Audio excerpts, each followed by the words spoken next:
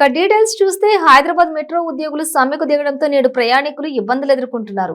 Red line Miyapur నుంచి LB Nagar వరకు metro స్టేషన్లలో టికెట్ వ్యవస్థ పూర్తిగా స్తంభించింది. మియాపూర్ నుంచి ఎల్బీ నగర్ వరకు రెడ్ లైన్ టికెటింగ్ ఉద్యోగులు విధులు బహిష్కరణ చేశారు.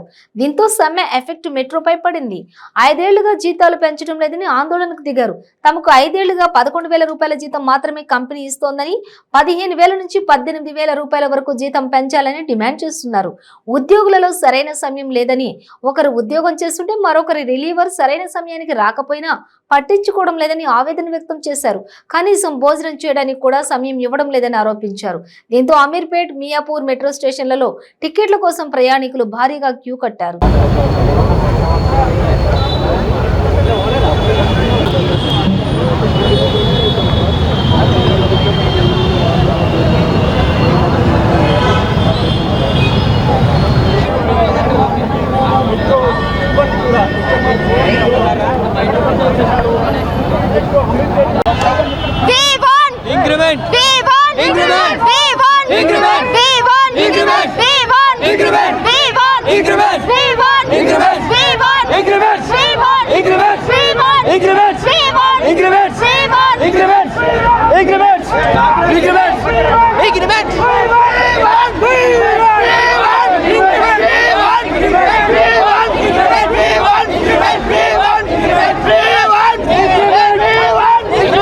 మీద అయితే మేము ఆగ్రహంగా ఉన్నాం.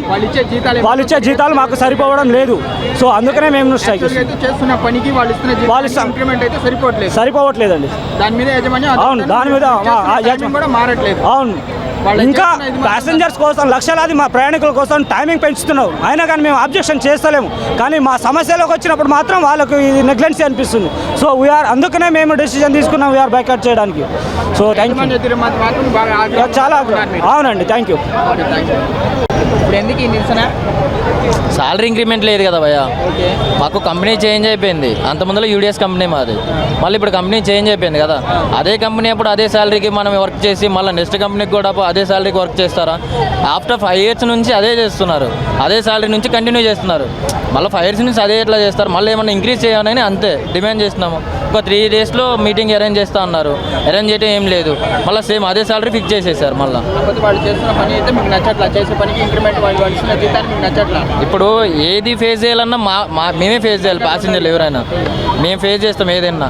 కానీ మేము అంత వర్క్ చేసినప్పుడు మాకేం శాలరీ కూడా ఇంక్రీజ్ అవ్వాలి కదా. ఇంక్రిమెంట్ ఉండాలి. ఇంక్రిమెంట్ అయితే అవ్వట్లేదు. ఇంక్రిమెంట్ అయితే అవ్వట్లేదు. మెయిన్ థింగ్ ఏంటంటే శాలరీ ఇంక్రిమెంట్ ఉండాలి. ఇంకోటి తర్వాత ఏంటంటే ఎక్కడి నుంచో లాంగ్ నుంచి వస్తున్నారు కదా, వాళ్ళకి ట్రైన్ యాక్సెస్ కూడా ఉంటే మంచిదని చెప్తున్నాం అంతే.